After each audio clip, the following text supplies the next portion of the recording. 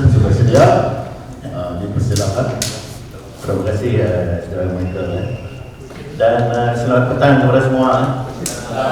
Sudah kenyang, selesa, tapi jangan tidur lah. Masih panjang perjuangan. Minta maaf saya berdiri. Tidak, saya ini selalu memberontak. Tidak ikut undang-undang peraturan dan saya berdiri tidak duduklah. Ya, topik ini memang satu topik yang berulang kali kita bincang di saya tak tahu berapa ribu sudah konferensi atau seminar, workshop, training berapa yang kita telah lakukan. Kalau tengok muka-muka semua yang di sini memang muka yang sama lah. Jadi mungkin tak berapa susah untuk kita jelaskan apakah arti tanah hak adat Bumi Putra. So, kita sudah seperti dan saya yakin dan kita sudah semua paham lah arti dia atau instrumen elemen pemadu itu.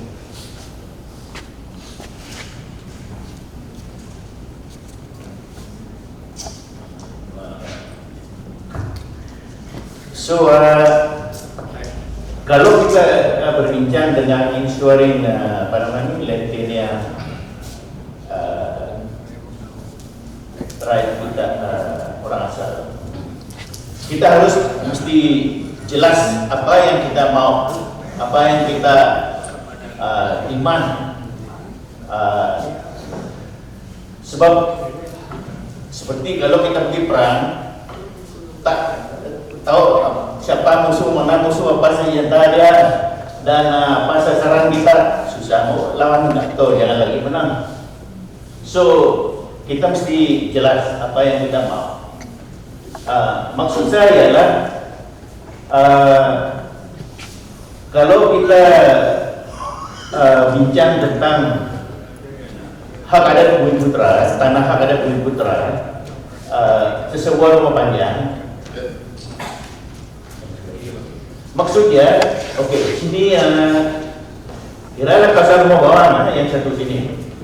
Ini yang pemakai benua atau apa yang digelar sekarang dalam section baru section 6A sekarang dipanggil NTD, Native Territorial Domain. So kalau kita cakap tentang NTD pemakai benua, kita merujuk kepada subjek atau negara yang sama lah. So kita semua tahu apa jenis tanah yang didapati dalam sesebuah NTD atau pemakai benua. Kita punya Pemuda, kita punya Umai, Kubur, Tembawai, dan juga hutan. Di mana-mana kita pergi di tempat orang asal, tidak ada satu community pun yang tidak tahu, yang bukan tidak ada hutan sebagian tanah adat mereka. Maksud saya ialah semua kawasan tanah orang asal atau pemakai benua orang asal memang ada hutan. So yang selalu yang dipertikaikan di mahkamah sekarang ini ialah sama ada kawasan hutan ini adalah sebagian tanah Insia atau adalah tanah Insia. Ini yang selalu bangkit di mahkamah. So kalau kita ikut apa yang telah dijelas atau dikatakan, diterangkan oleh orang seperti Tan Sri Gerusin Lebat, dia bagi definisi atau apakah arti pemakai benua. Itulah dia tadi yang saya kata tadi, Pemuda, Umai, Kendang, Tembawai, dan Pulau. Itulah kawasan-kawasan yang merangkumi pemakai benua atau NTD.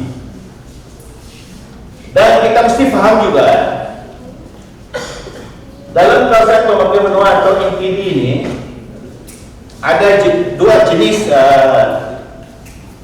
hak NCR. Nomor satu,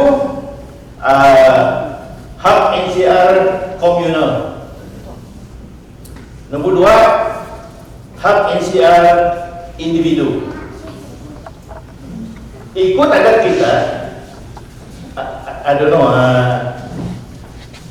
daripada kes-kes yang kita buat di mahkamah, saya selalu interview orang tua-tua village elders, penghulu pun, pemanca atau apa. Mereka kata, di antara hak individu dan hak komunal ini, hak komunal yang override everything. Maksud dia, hak individu tertakluk kepada hak komunal. That's why, kalau seseorang individu atau family dia pindah tetap keluar dari kawasan pemakai menua, rumahnya pergi ke tempat lain, hak mereka, tetangga mereka akan dikembalikan kepada community. Macam itu. Dan juga kalau kita baca adat Kenyah 1994, ada satu section yang mengatakan individu tak boleh jual hak mereka, tanah individu mereka kepada orang luar. So maksud dia itulah hak komunal ni yang override everything daripada hak yang ada. So seperti yang Paul kata tadi, betul, dari 2001 kes Kecamatan Niamey, Mahkamah telah memutuskan bahawa di Sarawak kita orang asal, sebelum Raja Beruk datang pada tahun 1841, masa itu atau sebelum itu tidak ada kursi negeri, tidak ada parlimen. Sebab kita semua tahu kan, di mana undang-undang dibuat, memang di kursi negeri, di parlimen. Oleh kerana tidak ada parlimen, tidak ada kursi negeri, so tidak ada undang tertulislah. Undang yang ada ialah adat awal custom. Itulah yang undang-undang yang digunakan bagaimana satu komuniti atau seseorang ahli komuniti mendapati hak atas tanah, termasuk tanah. So kalau komuniti tadi di atas semua kawasan pemakai menua mereka lah. Itu. So that's why in the case of Belari Rajabu, ini orang penang Saban Samling di Ulu Belang, the court appeal putuskan begini. In Sarawak there are historical NCR dan statutory NCR. Historical NCR ni itulah tadi, sebab itu didapati mengikut adat atau di bawah adat, dan yang wujud sebelum undang tertulis ada di Sarawak mengenai bagaimana kita boleh mendapati hak atas tanah. Itu yang maksud dia tadi, mahkamah telah menerima bahawa kita boleh mendapati hak melalui adat kita yang dipanggil sebagai historical NCR. Selepas Raja Beruk datang Sarawak, dia start buat, walaupun tidak ada pasal negeri seperti yang kita ada sekarang, dia he rule by issuing orders atau decrees, right?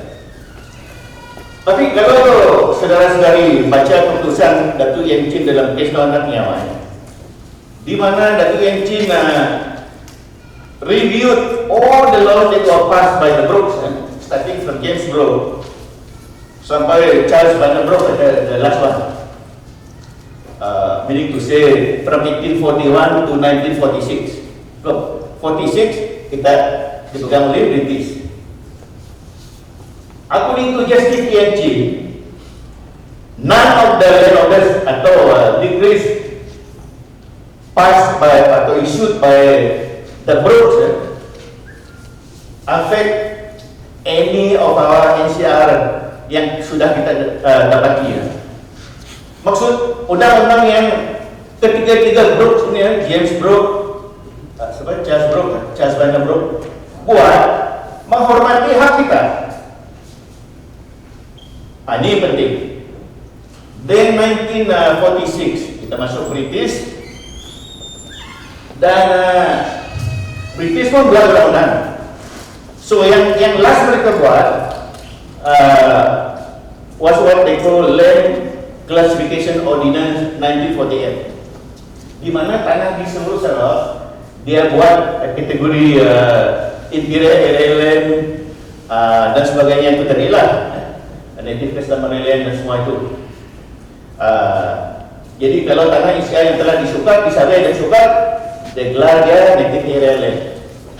So kawasan tanah kita yang belum disukat dalam NTB atau pemakaian luar ini tinggal NCR macam itulah dia. Jadi in 1954 the British amended the Land Classification Ordinance 1948, di mana I think if I'm not mistaken section 8 mengatakan bahwa kalau sesiapa yang ingin mendapati hak NCR di atas tanah, yaitu tanah imperial area land, mesti memohon pamit dari district officer. According to Justice TNG dalam kes Nona Nyawa, bermula dari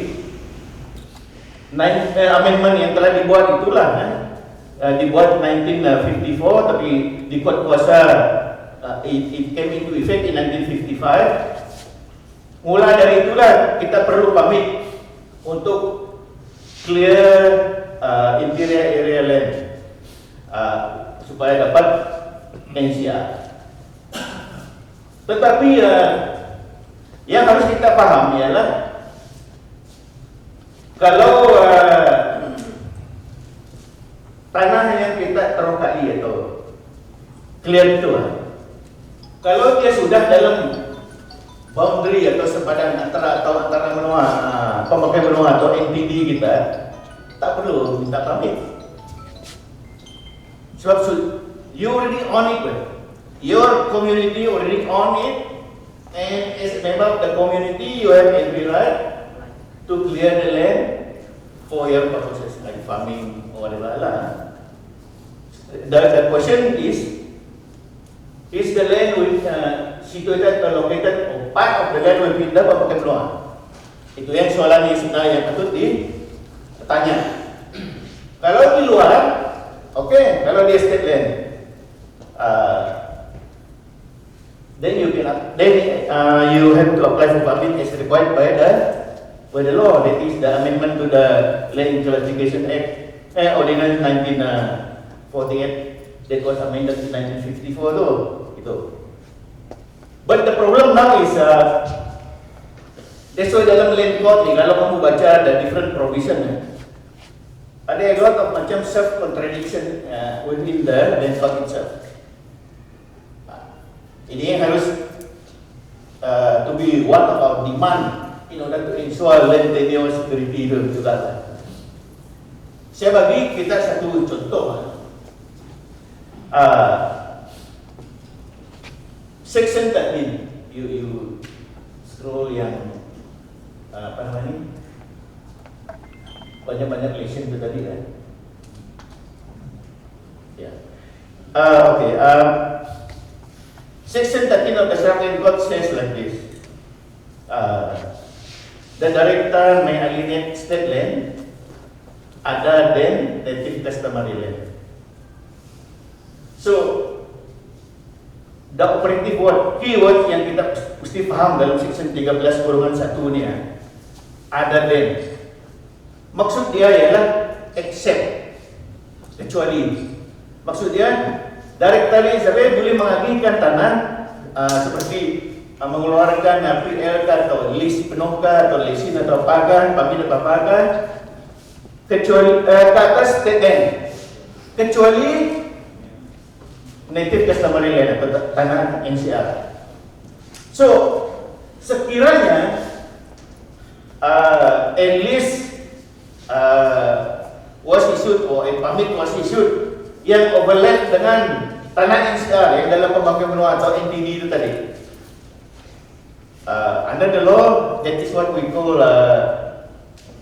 ultra virus of the law. Because the power, kuasa yang diberi oleh undang-undang kepada kerajaan ialah untuk mengagihkan tanah state land saja, bukan native customary land. Meaning to say, kalau kamu dapat membukti di mahkamah bahawa tanah yang in dispute, kalau ada dispute antara kamu dengan company atau kerajaan, if you can prove that itu tanah adalah tanah NCR kamu yang terletak atau sebagian dalam pemakaian menua atau NTD itu tadi, automatic the list atau permit itu should be null and void because dia sudah diberi luar dari kuasa yang diberi oleh undang-undang. Ini yang mesti kita paham atau ingat sini. Jadi yang nomor 2, masalah land court ni, section 197. Section 197 ni dia related to dalam masalah yang kita hadapi sekarang di seluruh Sarawak ni. Section 132 ni talks about indivisibility of title. Maksudnya kalau land survey atau kerajaan sudah membagikan list ke atas tanah NCR kah atau apa, you cannot challenge it because it is indivisible, tak boleh dilawan lagi. Section 197 land court dia kata whoever had been deprived of his right as a result of the action of the government may claim damages atau compensation from the government, but you cannot ask for your land to be given back. Ini yang selalu diguna pakai oleh mahkamah sekarang. Macam dia orang hakim-hakim ni ambil jalan mudah. Okeylah, to be fair, let the company take the land as long as they give take compensation. Mana boleh? Sebab that's why I said, if this trend goes, if this continues on, kalau keputusan yang seperti ini, pendapat seperti ini oleh hakim, oleh mahkamah berterusan,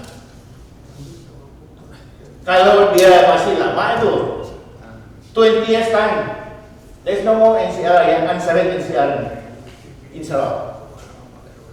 Because map yang ini tadi sudah you see the extent of the areas that have been licensed either for logging, for plantation, license for planted forest, mining, sekarang ini orang cakap carbon credit ke apa, and awak tengah set banyak mineral ni.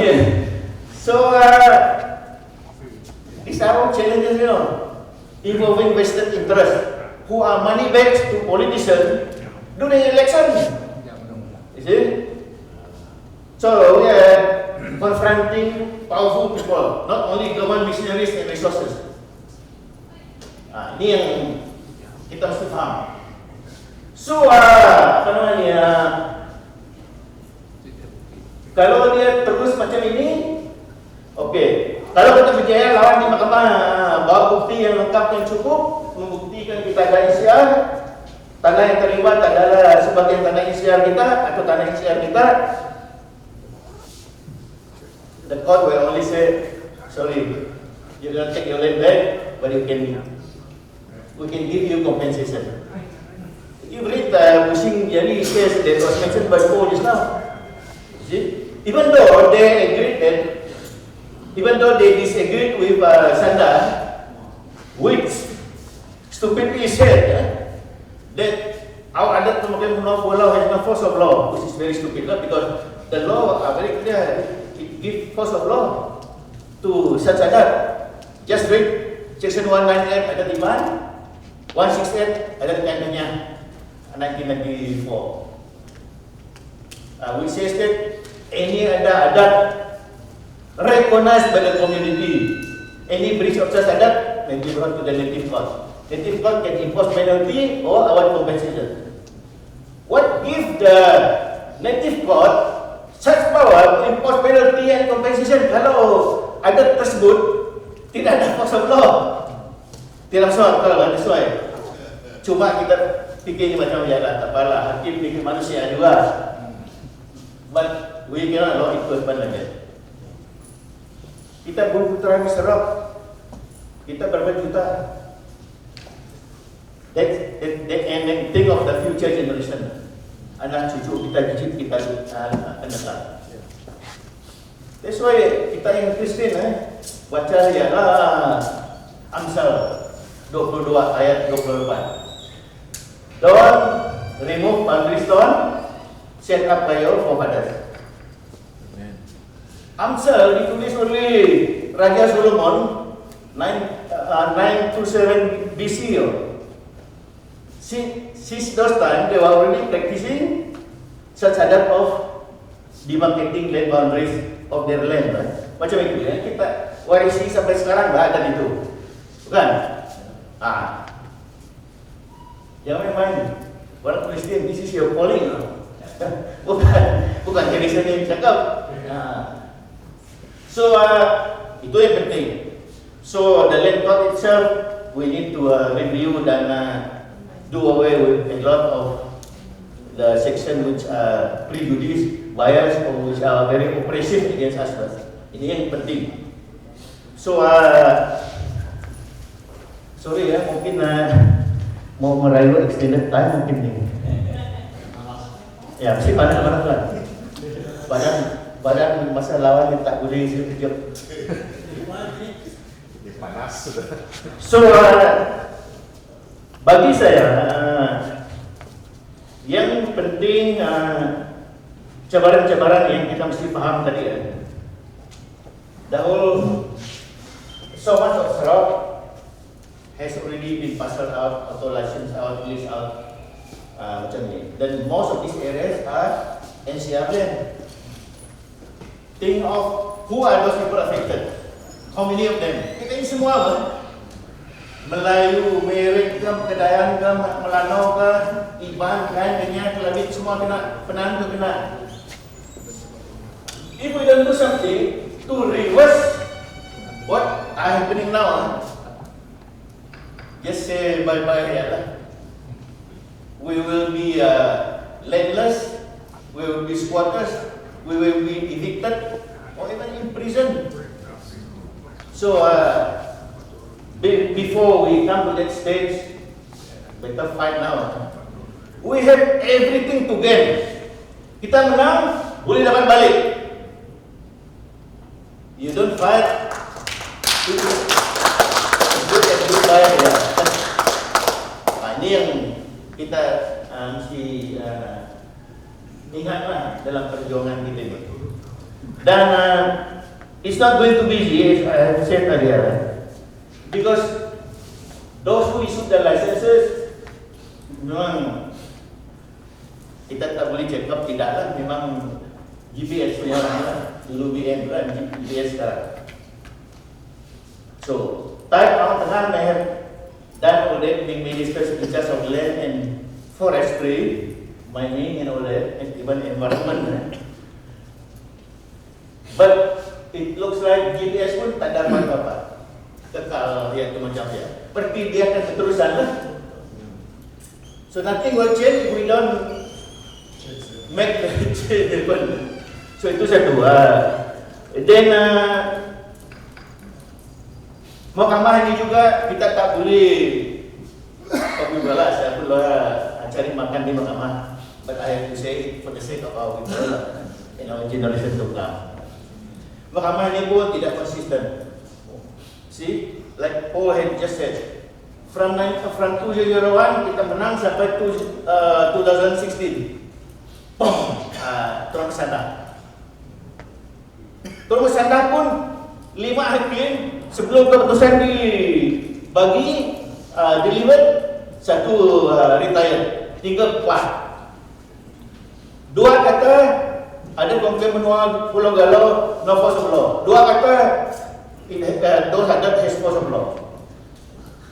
Yang saya tak faham, in subsequent cases, even the federal judges kata, majority decision kata yang ada has no force of law. Tak perlu pergi sekolah, 2 lawan 2 seri kan?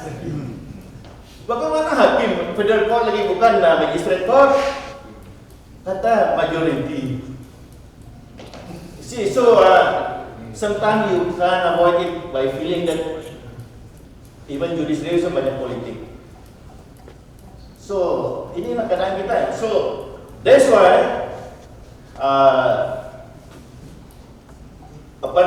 jangan kita sebarang sebab I say this because of experiences. Sometimes kita ini datang pergi jumpa lawyer. Suruhlah lawyer lawan. Kalau menang, kita puji sampai langit lawyer. Kalau ada masalah, sikit kalah kan, bukan sengaja lawyer sengaja kalah, buat kalah. Juga main kita konten.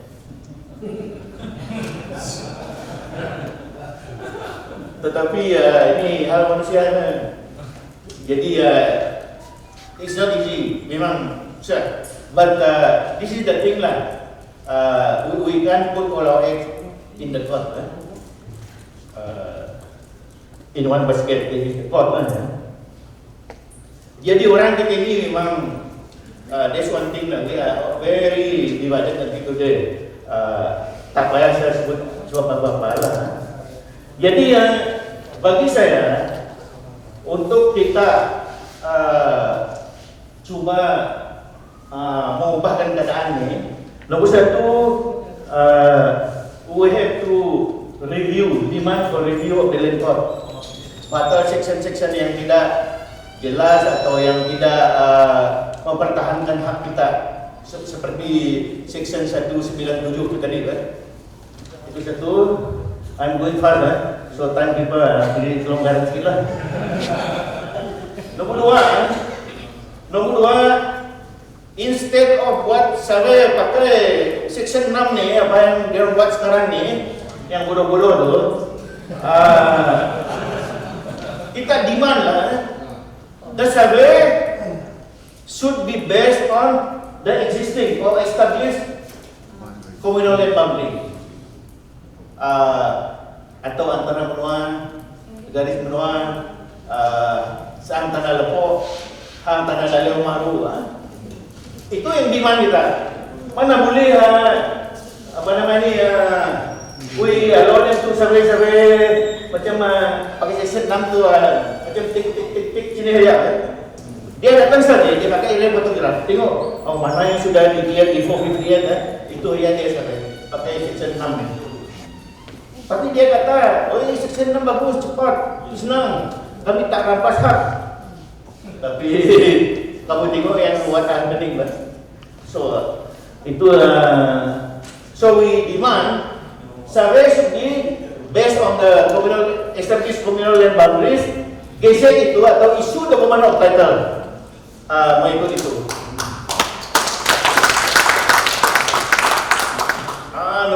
Nombor berapa sudah ini? Nombor 4, saya mau kita demand section 6A yang baru ini, yang paling teruk juga dia buat sekarang. It is as if they do this to us, but section 6A1 dia kata kami recognize iktiraf komplain manual yang kami panggil NTD sekarang. Pergi section 6A2 kan? Section 6A 1 A and B sebagai. Kalau memohon dokumen of title untuk NTD atau komplain manual, dia kata kalau approve, superintendent boleh bagi 500 hektar. Kalau tidak puas, merayu kepada mesyuarat kerjaan negeri, state cabinet, yang boleh membagi maksimum 1,000. I don't know about other areas. Di barang average size of the pemukiman benua of one house tidak kurang dari 12,000 hectares. Just imagine kalau dia reduce pemukiman benua dalam Sudan kamu ni to 500 hectares atau 1,000 hectares. Setuju kan? See? That's why on the 19th of next month, Subang Lian yang hari she will deliver a decision in a case that I did in Batang Muka, Sibu High Court. I asked her to declare Section 6A, Subsection 2, to be in violation of the Federal Constitution. Sebab Article 13 guarantees right to property. Even Article 5 right to life. Jadi kalau sebahagian besar pemegang benua kita lenyap karena section ini tadi, case of pushing jadi the Federal Court that Paul mentioned just now pun also said boleh klaim ganti rugi tapi berdasarkan 500 hectares dan 1,000 hectares tadi kan. Isi problematik tu. So we should demand itu di review lah. Itu yang tadi dana.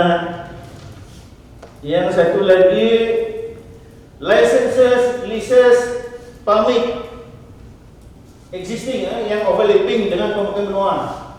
NTD, Native Territorial Domain, orang panjangnya tadi harus dibatal atau withdraw dengan serta-merta. Baru kita jangan gaduh. Kalau company mau runding, kita mau runding boleh. Kita ada lawyer lah, boleh bayar kami lawyer lah. Jangan suruh free lah. So itu yang penting, batal atau tarik balik. Dan lagi satu, to set up a Royal Commission of Inquiry. Tengok syarat tadi habis kawasan telah diagihkan kepada company-company, prodi orang politik. We want to know who the pemilik serkat-serkat itu. Nama-nama company apa nama dia dan pemilik itu.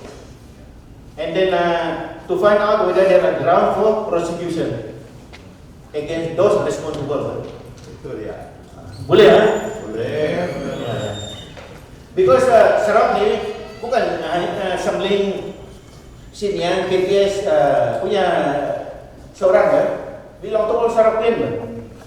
So we Sarapian have the right to demand for the government to account and hold those responsible to account and be prosecuted if necessary lah, if they are basis. Dan Kota Badat juga mesti review. Kalau ada pemukiman Pulau Galau dan semuanya yang penting-penting masuk secara surat expressly is provided. Jangan ada soalan tiba-tiba macam-macam lagi yang mengatakan tidak disebutlah dalam adat atau apalah. So itu dia lah. Terima kasih ya. Thank you.